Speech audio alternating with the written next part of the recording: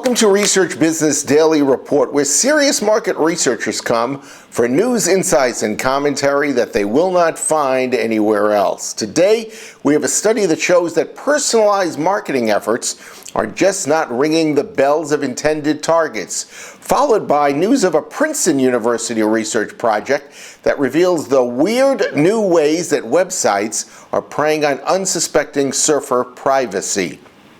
RBDR sponsored today and this week by Survey Sampling, the premier global provider of data solutions for mobile, consumer, and business-to-business survey research. Fact is that B2B surveys are not exactly like business-to-consumer surveys, and in fact, many market researchers among us have limited or in many cases no B2B survey experience, which is why the white paper from Survey Sampling's Pete Cape will be valuable for many of you to take in. So stay tuned to the end of today's report to find out what Pete knows in his white paper that you don't and that you could benefit from learning.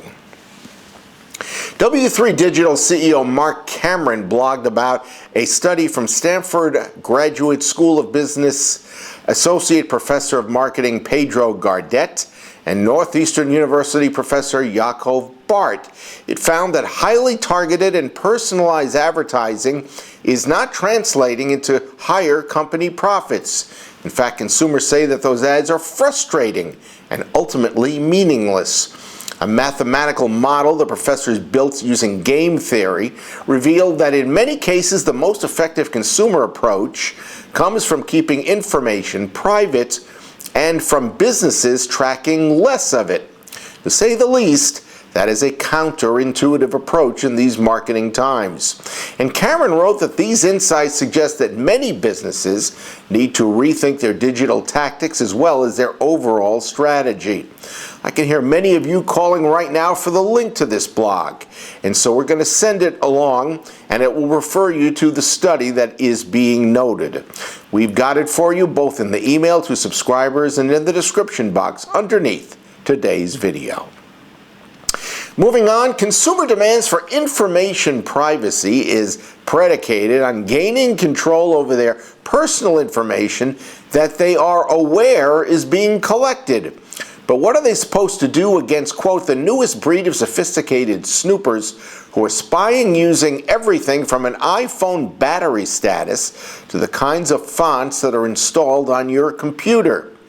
Arvind Narayanan, Associate Professor of Computer Science at Princeton University, says several features of the web are being used in sneaky ways to track where users are going across the web. This scouring of over 1 million websites done through this study uncovered signs of aggressive tracking. Two top sites each had over 81,000 trackers on them. Now, most of the discovered tracking was consolidated among a few giant websites. So-called security professors and professionals were alarmed by the more esoteric tracking methods. Clearing cookies, apparently, and always filling out forms with a bogus identity did not stop sites from identifying people using these more discreet markers. An explanation of how individual privacy is being penetrated is as follows. If you browse one website and then another one anonymously, and the same tracker is embedded on both, well, it can read your battery level rate and see both changing at the same rate and therefore know exactly who you are. The study also unearthed graphic function tracking, font list fingerprinting, and audio fingerprinting trackers as among the tools that are being used to snoop. The principal research scientist at security firm Sophos, Chester Wisniewski, said a combination of your browser, OS version, flash version, and amount of RAM is a surprisingly accurate way of tracking users across the web. That is your Research Business Daily Report. We've been sponsored by Survey Sampling, the premier global provider of data solutions for mobile, consumer, and business-to-business survey research.